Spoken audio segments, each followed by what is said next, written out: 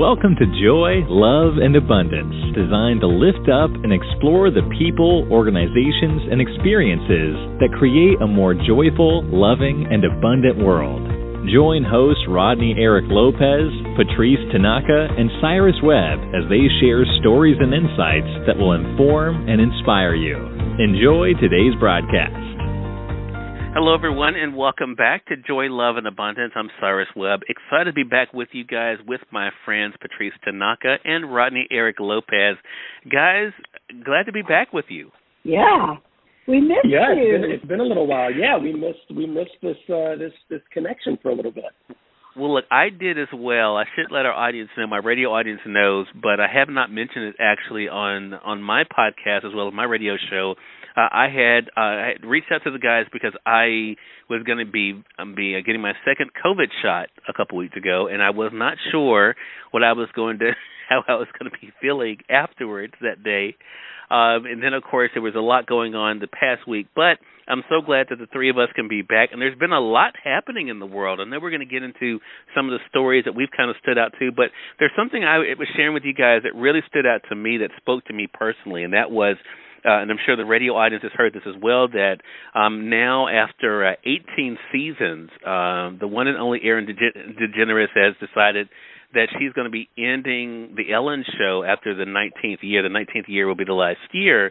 And one of the things that she said that really stood out to me personally was that it was no longer a challenge. And I think for what I've been seeing a lot, guys, on social media, especially after this past year, people have been looking for things that they're truly passionate about, right? And not just having a job, but doing something that they love. And I know for myself, I have definitely had to make hard decisions sometimes about turning the page and starting a new chapter and all the, the questions that can come for that. And so I thought it would be cool for us to kind of talk about, how we can keep our joy in the middle of all of that. And it can be something as personal as a career change or making a physical move or even a relationship. I know for me personally, making it a professional decision to change and to pursue my work in broadcasting full time, it was difficult for me, not because of me, but because of what it meant to my family. I was leaving security. I was leaving insurance and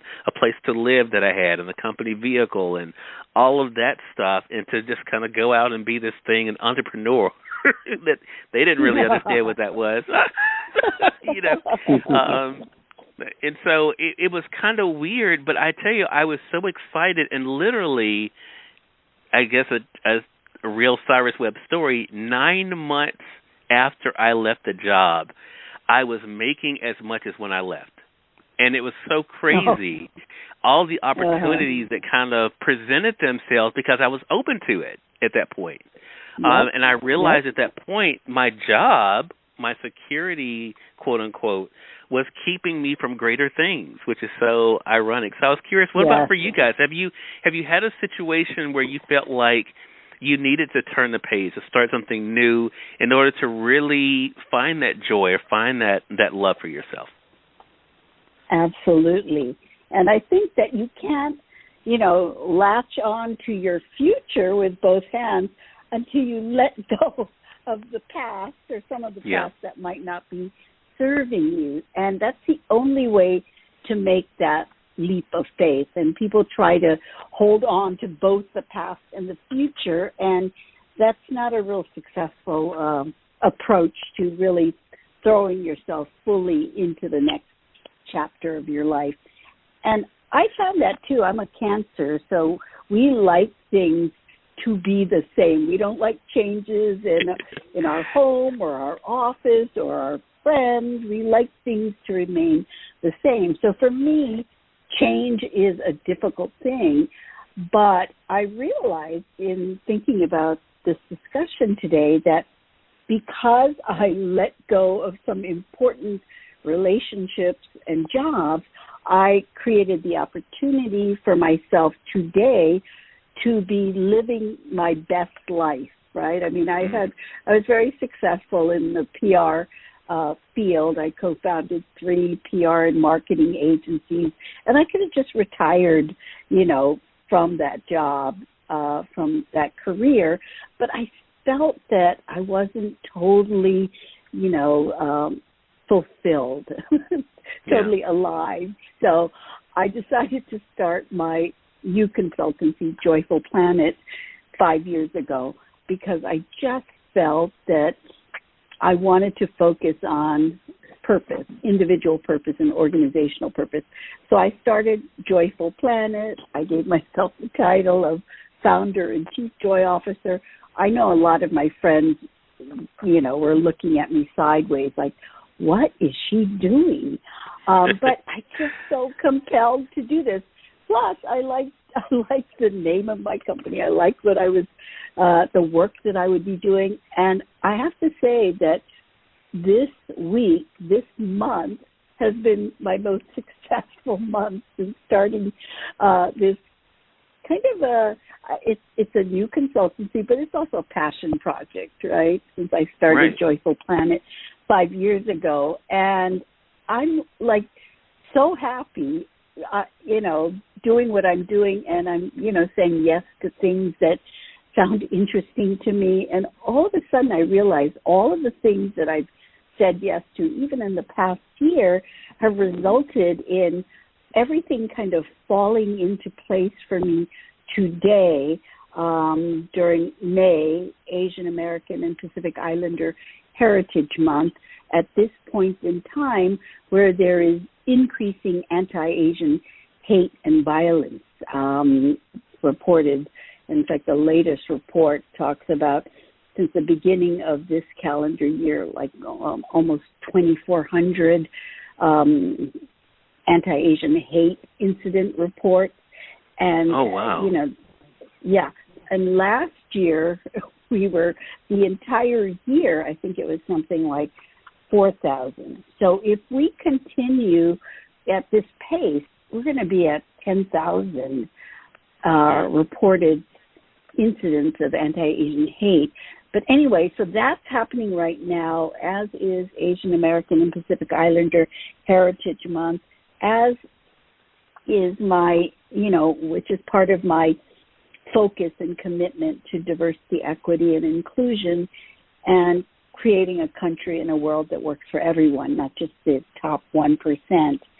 And I guess my identity, too, as a Asian American woman leader, and my ability and willingness and desire to speak up against what is happening, because for too long the AAPI community has remained silent about the suffering and discrimination and hate that they've experienced. In fact, that's the history of Asians in America. And finally now people are beginning to speak up and out, because if we don't, this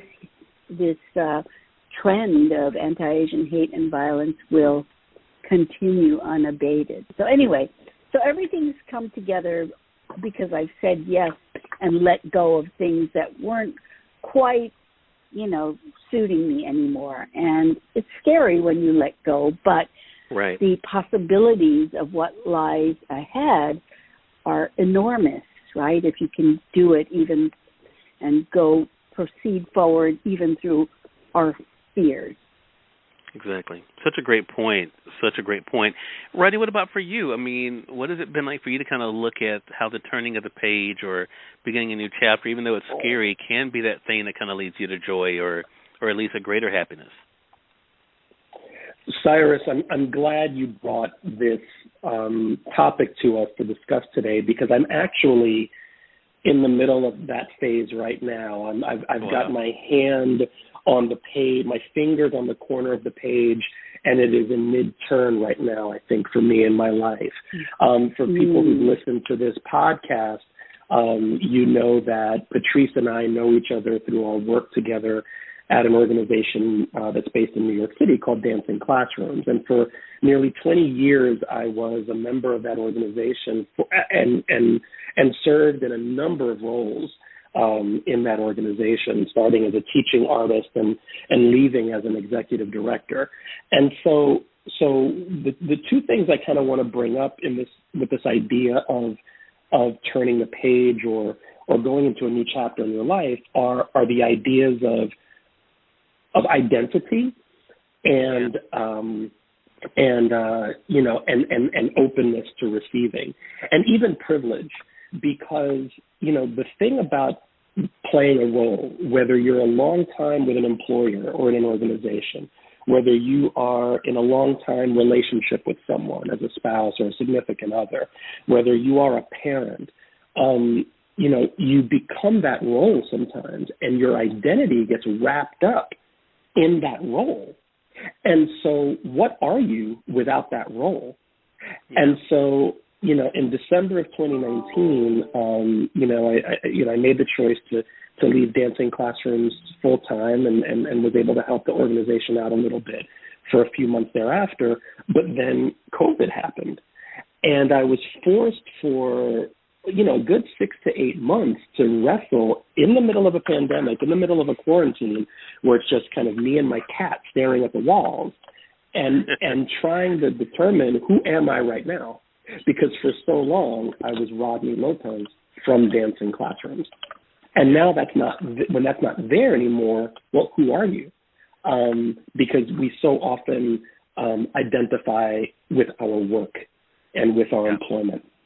And so I think that there can be great satisfaction in that. But then there can also be a downside to that, because employment opportunities aren't forever. They are not who define you. It's just one slice of who you are. And those things change. And so, 2020 was a real sort of reckoning for me around sitting with questions of identity and gift and role and sort of all of that. So what's wonderful about that is that, like you said in your opening, things that feel hard on the other side of it aren't so hard, and you get to receive new things. You get to be open to what the universe has to give you, after, if you're open to it. And the reason why I mentioned the word privilege also is because, it's a privilege to be able to sit and receive those things. I'm in a family situation where I'm not under any immediate financial pressure to have to replace my income, and so that's a privileged place to be. Not everyone has that privilege and that luxury, but I'm grateful for that, and I have been able to use my gifts in this last year in some new ways that I would not have seen, in 2019, because I've had the space and the time to be able to sit with, who is Rodney post dancing classrooms. And so I think that when one can do that, when one has the courage to do that, to as Patrice mentioned earlier, to let go with both hands, great things can be in store for you, because you're not tied down to one definition of yourself. Yeah. Such a great point. I'm so glad that you all shared that, and I hope our audience is able to realize for themselves, wherever they might be, and whether we're talking about something personal or professional, how you can be able to move forward and not worry about not having that joy, not worry about, because a lot of times, your joy can be magnified. And even what the three of us talked about here, even though we have all different circumstances, we all could be able to find that turning that page sometimes brought us something even better. And I think that's the great thing there. I want to say, for those who are just tuning in, either on the radio dial or through the podcast, you're listening to Joy, Love, and Abundance. I'm Cyrus Webb. You just heard there from Rodney Eric Lopez, as well as our friend Patrice Tanaka. We're talking about today about how you can be able to enter a new chapter and not lose your joy, and in many ways to keep that joy and enhance it along the way. This conversation kind of was brought about for myself as I heard in different interviews Ellen DeGeneres talking about leaving her show now after the 19th season next year, and how she said it wasn't a challenge anymore and she needed to be challenged. And some people were saying, guys, that, well, the show's doing so well. Other people saying, well, the show's not doing so well right now. That's why she's doing it. But she was very clear that, hey, if it was because of all of that stuff, already left 2 seasons ago. But I really, wanted to keep doing the show, but it's just not there for her. And I think it's such a personal thing, right? I think that's the other thing. I'm curious to get your guys' response to that quickly, because I think a lot of times, I think for myself, I heard it from other people. Patrice, I'm sure you did too, and even Rodney, you, that people would try to sway you, right? And what's best for you. I mean, what advice would you have for our audience about that? Not letting others kind of dictate their joy and where they find it. Rodney, you want to go? Sure. I think most people with their advice are well intentioned, and I think like anything else, if it's people that you respect and people that you love and care for, whose opinions you do respect, you listen to it, you take it in, and you take it, as they say, under advisement. But at the end of the day, we cannot live our lives for other people. That is the express train to heartache and disappointment in life. And so you have to follow your voice, you have to follow your passion, you have to follow your North Star, and you can have guidance along the way. You can have advisors along the way to give you feedback. But the one thing I've learned in my life is that whenever I've done anything out of a sense of obligation or a sense of should, more often than not, it was the wrong decision. And so I think when you're ready to take that leap, you can't listen solely to those voices. You can only listen to trust your own inner wisdom. Yeah, I totally agree with what Rodney says. People always think that, well, let me ask everybody and see what the consensus is. You can ask people, but you need to make your own decision that sits well with you and with what you want to do with your life. You can't be living to please everyone else. If you do, as Rodney says, there is heartache up ahead for you. And you can avoid that if you do what you think is most important for you and just be your own best counsel on that. Yeah, I totally agree. I echo what the two of you said. So definitely for our audience, know that it has to be something for you because, again, it's your joy, love, and abundance that you have to look after and not someone else's. So, guys, now it's come to that point of the show where we like to share things that we have either heard about or experienced that we thought we would want to share with our audience. Rodney, you had a great story. Why don't you share that with our audience?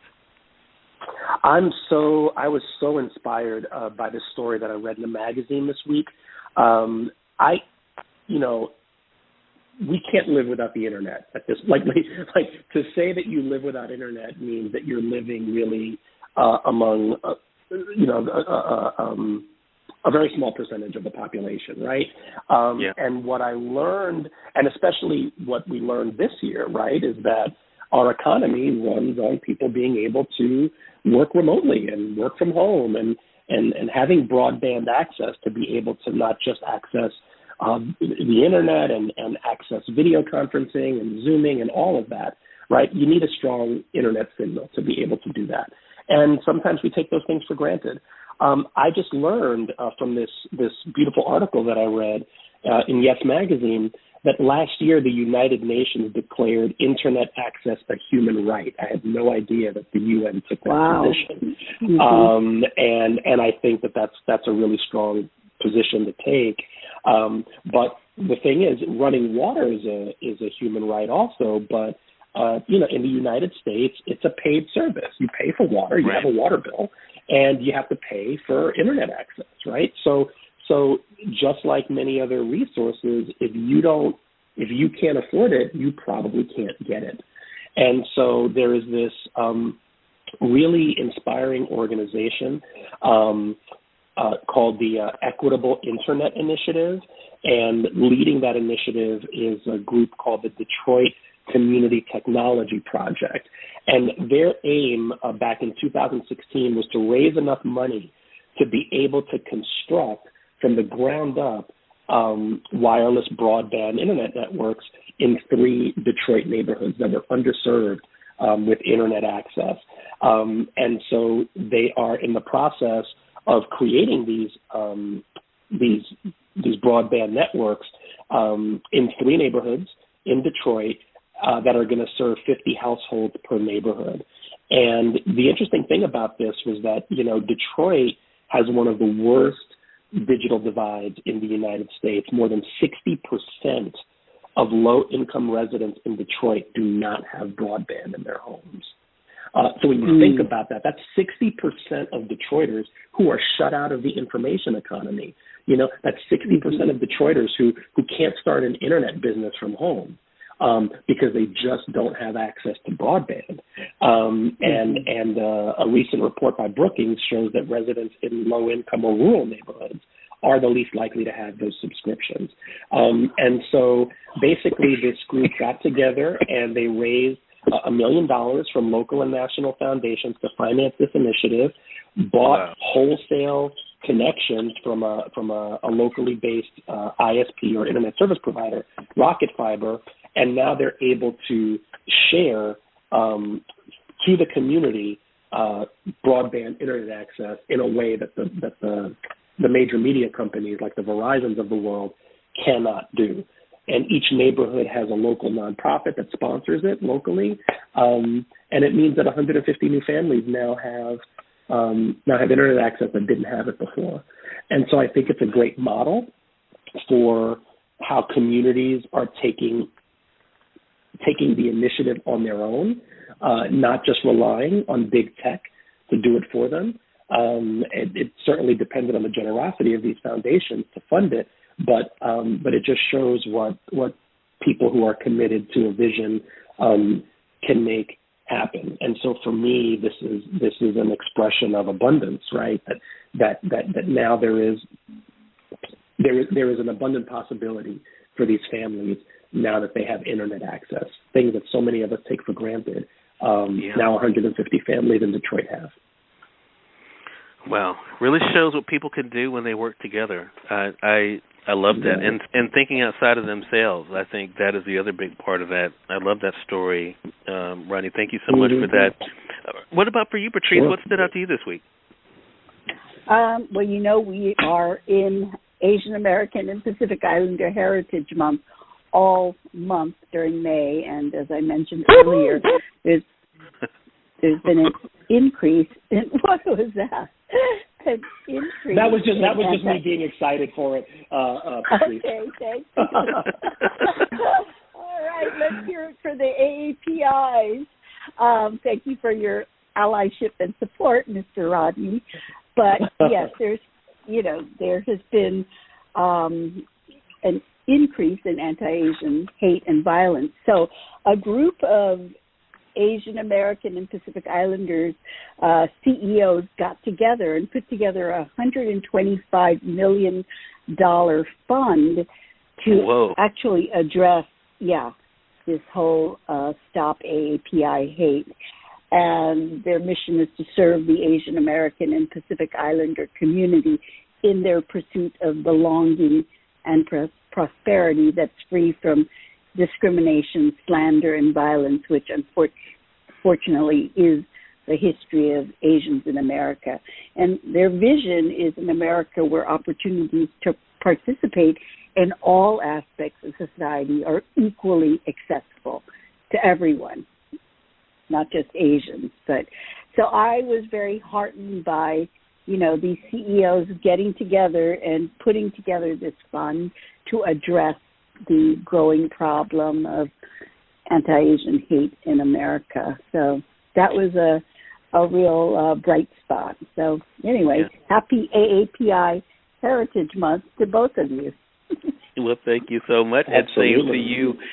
Mine is something, as you guys know, I love books. My audience knows I love reading. I'm such a nerd. And anytime I read something that is interesting, I love to share it. I had a great conversation with, he's a Hollywood producer, director. He did the movie Breakthrough that was so powerful. He has a new book. His name is Devon Franklin. He has a new book out now called Live Free, Exceed Your Highest Expectations, which was right up my alley because it's an interesting combination of inspiration, entrepreneurship, and faith. And one of the things that he talks about, because he's also a minister, one of the things that he talks about is how a lot of times we set, and I've been guilty of this, so I think this is why this resonated with me, and I've talked about it now more publicly lately, that I set limits on myself because success scares me. I'm afraid of going to higher levels sometimes and what that all comes with. And he said in chapter 7 of the book, I just wanted to share this because I think it's such an interesting thing. He kind of related to faith and our ascent to an elevator. And I love the fact that as he talked about in the book, that a lot of times we do limit ourselves. And in limiting ourselves, we, are not able to get to where we could get to. And this is what he wrote. He said, there have been many moments in my life when I actually prayed to God to thank him for not giving me what I had asked for, because the blessings that he bestowed upon me exceeded what I had dared to pray for myself.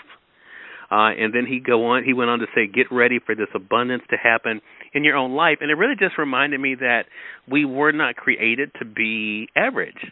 I mean, all of us were created to do amazing things. And I think even your two stories share that, how people can come together and do something extraordinary. But it all begins with an idea and knowing what they can. And it just was a great reminder for myself to not put limits on yourself. It can be scary at times, but to not put limits, because you never know not only what you can do for yourself, but even, I think, Patrice and Rodney, what your stories show, we never know what we can do for other people. And right, I think that is the amazing thing there. So again, Devon Franklin's book is Live Free, Exceed Your Highest Expectations. Definitely a great read. Well, guys, it has come that time already, at the end of our show. It's so good to be back. I know, right? It goes so fast. Hopefully we won't go 2 more weeks. Prayerfully, everything will continue to go well for all 3 of us.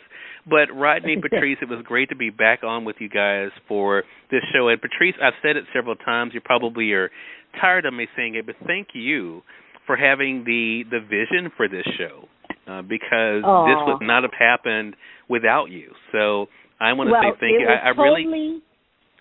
Totally in my self-interest. It was the opportunity to get together regularly with you and Rodney, really, because you are both part of my joy, love, and abundance. So thank you. Well, thank you. And Rodney, I want to say thank you so much for all the great work that you're doing. And I know that no matter what road you continue to take, you will be a blessing to others as well as continue to be blessed yourself. So I'm so glad that Patrice introduced us now 3 years ago in New York. That's right. It has been great now to call you a friend as well as a co-host. And we want to thank all of you all for listening. We're expanding our audience here on the radio dial in Mississippi. We appreciate you all listening to us. Exciting things are going to be coming beginning in June for us here with Joy, Love, and Abundance. I'm excited about that. And thank you all to our podcast audience as well. Until next time, we hope you all will continue to find your joy, love, and abundance and share that with others as well. You all make it a great one. Take care.